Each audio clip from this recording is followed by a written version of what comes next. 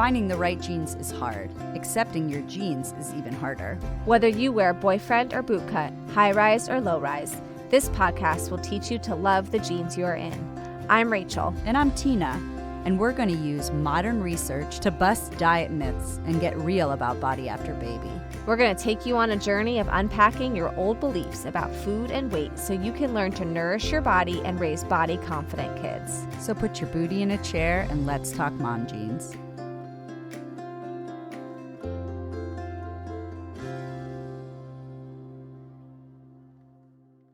Welcome to a bonus episode of Mom Jeans. For this week's episode, we decided to tackle the New Year's resolution topic because we know that that is going to be front and foremost in your mindset this week. And as a mama, it just adds a whole other complication when we feel like we have to set goals to be even better.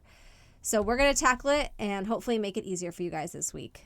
I am just throwing it out there that, P.S., it's Tina, everyone.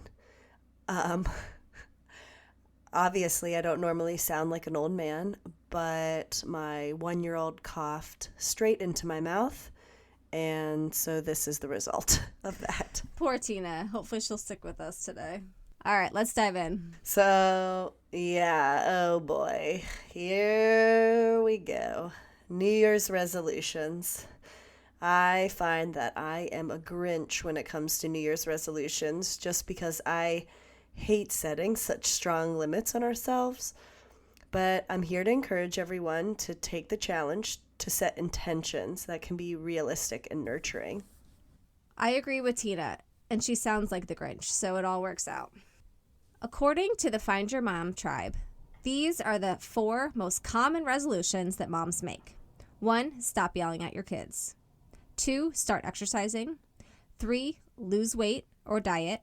And 4, save money. But mamas, here are the stats for you. Studies have shown that less than 25% of people actually stay committed to their resolutions after just 30 days, and only 8% accomplish them. According to U.S. News and World Report, 80% of New Year's resolutions fail by February. Well, that's encouraging. Exactly. And in a study done, over 40% of women plan to eat better, exercise more, and save money next year. This is not surprising considering women are constantly sold the idea that their bodies are a problem, and therefore they must set goals to solve the problem. According to a study reported by Birdie, the average woman spends about $313 per month on her appearance. This adds up. What? Yeah, this adds up to $3,756 per year. Moms, listen up. The diet culture and beauty industry are feeding us insecurities so they can profit off of our insecurities.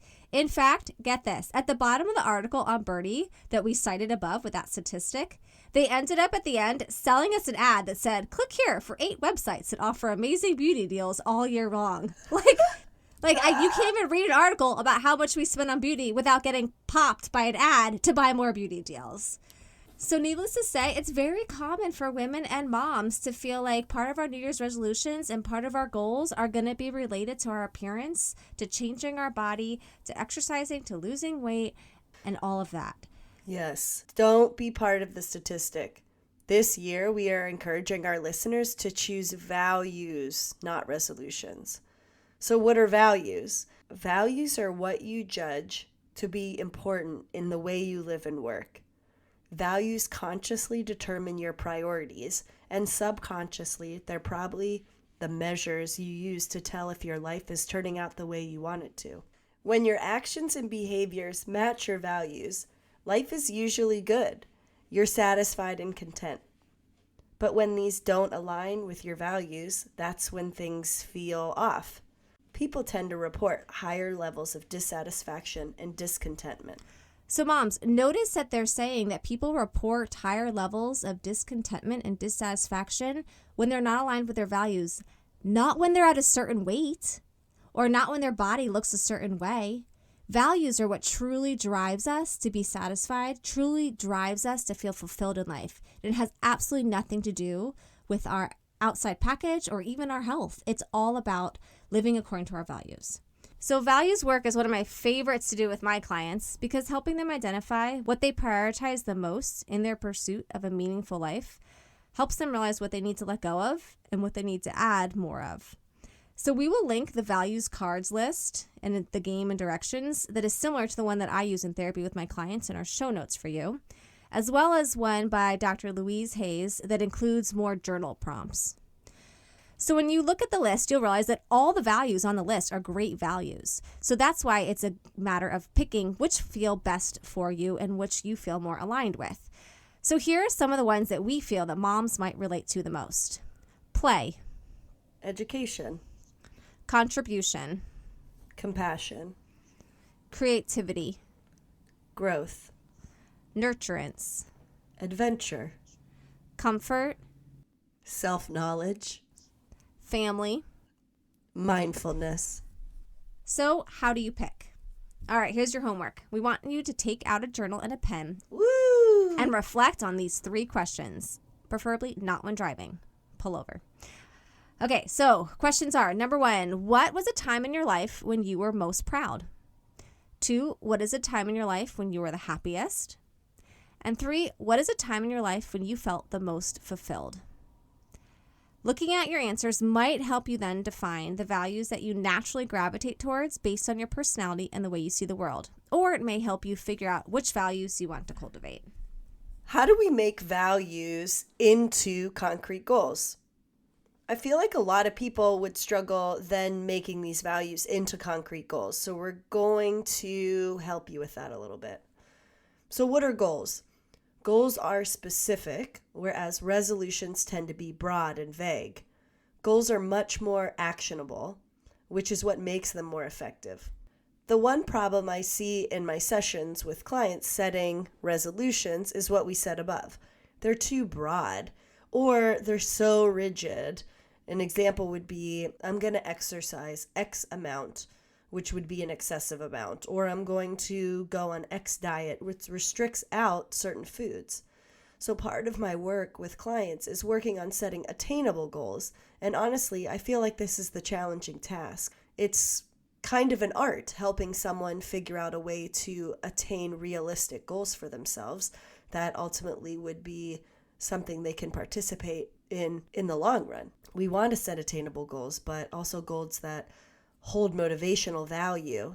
So I want you all to pick one value you want to work on building in yourself and your family, and then consider how your goal will fit in with your entire year. How do you envision this goal occurring in February, at spring break, this summer when at home with the kids, this fall when the leaves are turning, or next Christmas? If you can envision how constantly keeping this goal at the front of your list will lead to change throughout the year in small ways that lead up to big ways, you're going to feel more connected to it. So before we gave you the 4 most common resolutions that moms set. So here are 4 great values instead to nurture and some goals to set inside of those values. So say you pick the value of family. Some goals could be focused on learning a parenting theory, read a book about mommy anger, start family therapy, or maybe help your child learn to read or work on their flashcards, something along the lines of family.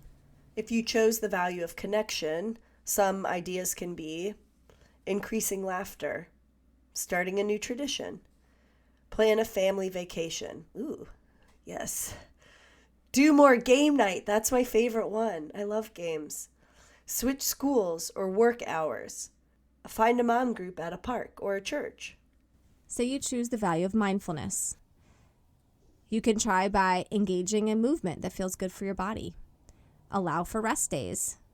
Work on mindful eating to learn to connect to what sounds satisfying. Take a bath with a bath bomb. Go to sleep earlier. Go to a doctor and figure out abnormal blood work if you feel like as you're mindful in your body, something feels off. Or even doing family hikes and bike rides where you really get to unplug, focus on nature, and be mindful with one another. If you chose the value of self-knowledge, maybe finding a therapist or a support person to add to your team. Increase prayer or spirituality. Listen to more podcasts. Hey! Like ours. Do positive affirmations or meditation.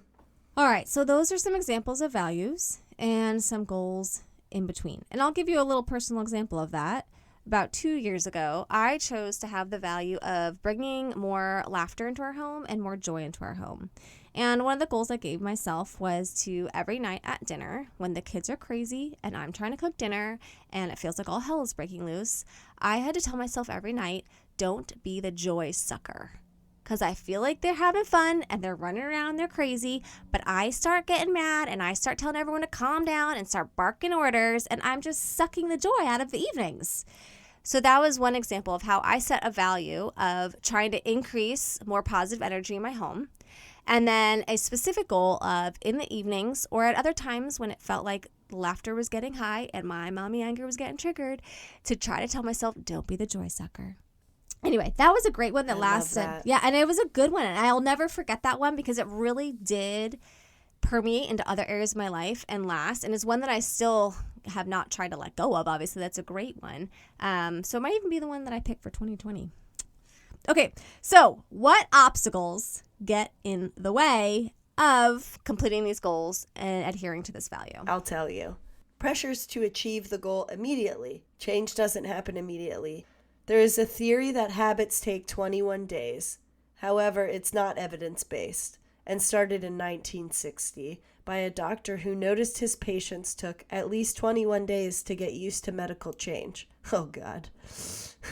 At least is the key word there. Yeah. Philippa Lally is a health psychology researcher at University College in London, and her study showed it took anywhere from 18 to 254 days for people to form a new habit. So aside from the pressure to achieve the goal immediately, we also can feel overwhelmed by where to start, which is why I encourage people to envision the entire year and then think of even just a few times during that year where you can implement your goals.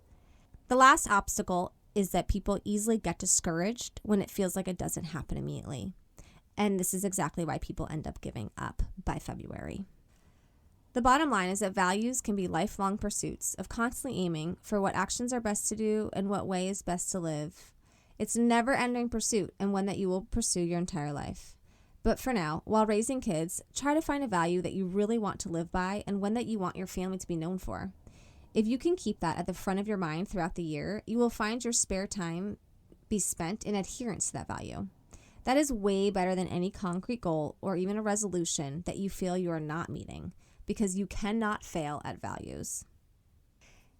If you're liking the sound of setting values and not goals, please check out the show notes on our website, because we will link for you all of the values resources, as well as some other awesome statistics that show why resolutions usually fail. And don't forget to follow us on social media, because Tina and I will personally be sharing some of our values and some ideas for how mamas can stay centered in 2020. Have a happy new year from Mom Jeans. Happy New Year, everyone.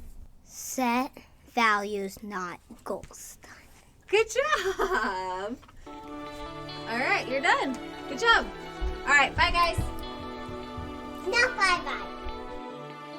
This episode of Mom Jeans was produced and edited by Rachel Coleman and Tina LeBoy. Just a reminder, this episode is not a substitute for therapeutic counsel or nutrition advice. Thank you to Jerry DePizzo for the music production. You can find episode information and show notes at www.momjeansthepodcast.com. Follow us on Instagram at MomJeansThePodcast and join the Mom Jeans the Podcast Facebook group to find a community of mamas learning to love their bodies and discussing the episodes. Thank you. Thanks for listening to Mom Jeans. See you next time.